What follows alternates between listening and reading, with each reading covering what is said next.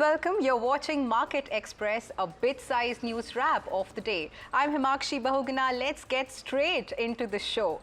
Now, viewers, benchmarks end higher after 4 straight sessions. The Nifty ends above 23,100 mark, whereas Sensex ends above 76,500 levels.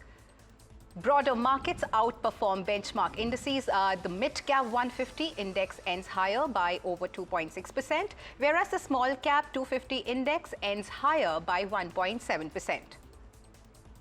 All sectoral indices barring FMCG and IT end higher.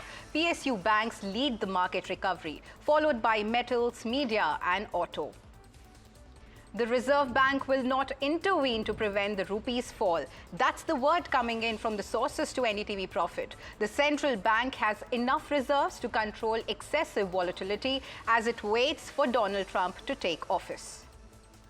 HCLTech stock tanks after releasing Q3 results today. The company's revenue and profits come in below street estimates, whereas margins were in line. The company upgrades FY25 revenue guidance. However, the numbers fail to impress the investors. New deal bookings declined 6% quarter-on-quarter, whereas the revised FY25 guidance points to weak Q4, which creates challenging setup for FY26. Brokerages have given a mixed view on the street's Q3 performance. Nomura maintains buy on the company, hails the record high deal pipeline, says Gen AI will drive demand of the legacy tech modernization. Citi has a neutral call on the company. This is on the back of weak Q4 guidance. Citi says that there has been some improvement in discretionary spending and expect a gradual recovery. Morgan Stanley maintains equal weight, says the revenue guidance is offset by positive management commentary. Bernstein's market performance call comes from a positive management commentary and improving deal wins. Bernstein has made a few changes in its portfolio to refine approach, included 5 new stocks but removed 4. Adani Ports reintroduced following a correction. Bharti Airtel reinstated after recent corrections given secularity of telecom. Indocin introduced, which saw significant correction last year. Bernstein removes REC to management risk and reduce exposure to government-owned entities. Jefferies upgrades BSE from underperform to hold. Hikes target to 5,250 rupees. Jefferies cites impact of SEBI's new F&O norms that has hit option volumes by around 70%. Let's take stock of Adani Green now. The company's transmission order book skyrockets in Q3, wins orders worth 28,455 crore in Q3 FY25. The company bags orders from Khavda worth 3,455 crore rupees, whereas Rajasthan Phase 3 order was worth 25,000 crore rupees. Rajasthan Phase 3 project marks the company's largest order win till date. MGL in focus, where Morgan Stanley initiates coverage with an overweight rating. Morgan Stanley pegs MGL's value creation on Mumbai's travel needs. A 13% rise in Mumbai's vehicle population can lead to doubling of MGL's market position. Macquarie releases a note on PFC and REC, maintaining a positive stance on both the companies. Macquarie says no major account downgrades to gross NPA seen for PFC and REC. Macquarie anticipates negative credit cost for the company, believes that both the companies have the structural story intact, where the credit risk remains low. Angel One has slipped on the back of Q3 earnings. The company's total income rises 19% year-on-year to 1,264 crore rupees. Angel One's brokerage income decline was on the back of an impact of F&O regulations. The operating expenses grew 23% year-on-year, failing to cheer investors.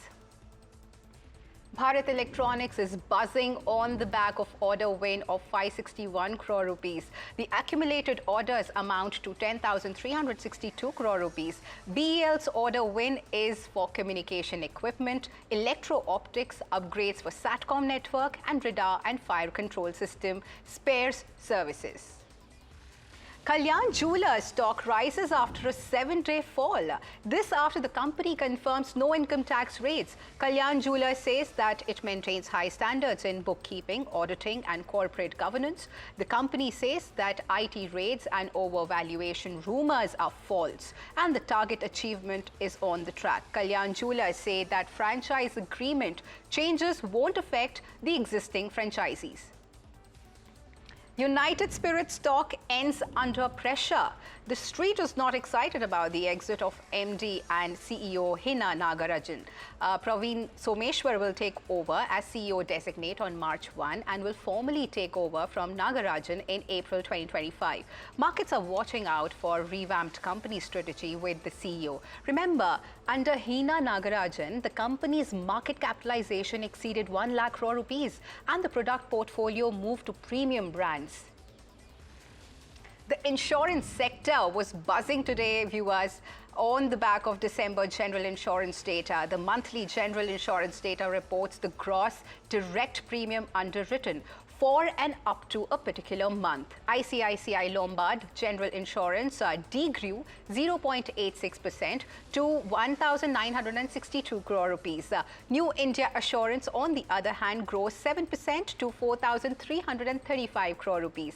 For standalone health insurers, Niva Bupa Health Insurance Company degrew 6%, whereas Aditya Birla Health Insurance grew to 401 crore rupees. NMDC surges over 5%. This on the back of surge in iron ore prices back of $100 a ton threshold. The iron ore prices rise is on the back of positive China data. Remember, China's annual iron ore imports have reached record levels. Higher iron ore prices augur well for NMDC. The price rise improved the realization prospects of the company. India's wholesale price inflation rate to 7% versus 0.5% in November. Wholesale food prices rise 8.47%. Manufactured product prices rise 2.14%. The fuel, power, lighting prices fall 3.8%, whereas the primary article prices rise 6.02% year on year. Crude prices soar after Brent reaches $80 per barrel mark for the first time in 3 months. In last 1 month, crude has moved 13%. In the month of January, Brent has moved up 8.2%.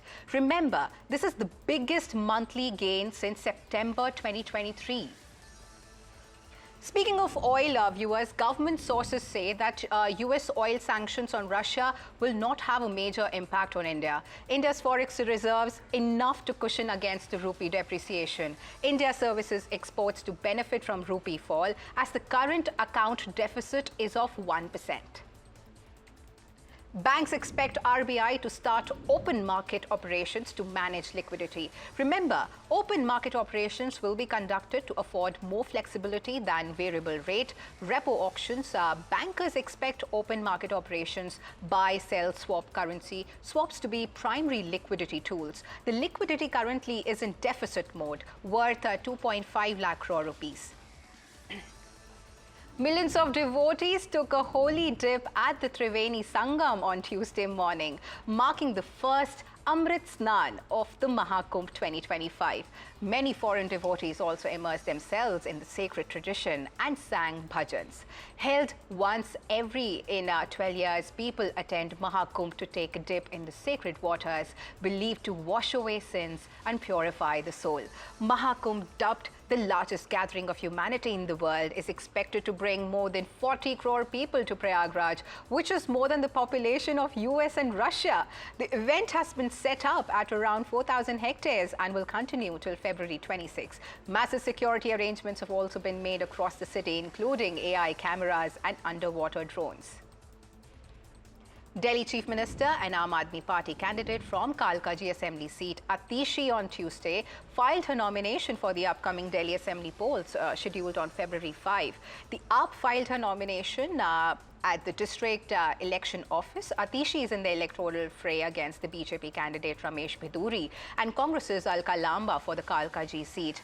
In the 2020 assembly polls, viewers, Atishi contested from the Kalkaji seat and defeated the BJP candidate Dharamveer Singh by a vote margin of more than 10%. V. Narayan has assumed charge as the chairman of ISRO, replacing S. Somanath. In a statement, the ISRO said Dr. V. Narayan, distinguished scientist, assumed the charge of Secretary Department of Space, Chairman Space Commission and Chairman ISRO on the afternoon of January 13, 2025. Prior to this, Dr. Narayan served as the director of ISRO's Liquid Propulsion Systems Center, which is the LPSC, a key facility responsible for the development of propulsion systems for launch vehicles and spacecraft. The government has received approval for fundraising in PSU banks. 5 Indian state-run banks also allowed to do qualified institutional placement or the QIP. The government has approved fundraising for Central Bank of India, IOB, Bank of Maharashtra and UCO Bank. Billionaire investor Warren Buffett names his middle child, Howard Graham Buffett, also known as Howie Buffett, as his successor to the Berkshire Hathaway empire. While Warren Buffett is 94, his son to wear the crown is 70. India's Kho-Kho contingent shows a brilliant game in the inaugural Kho-Kho World Cup 2025 as they see a comfortable 42-37 victory over Nepal at the Indira Gandhi Indoor Stadium on Monday. Contingent was led by Pratik Vaikar, India's all-round performer, rounded off a magnificent day of Kho-Kho action. Well, viewers, that's a wrap on Market Express today. Stay tuned to NDTV Profit.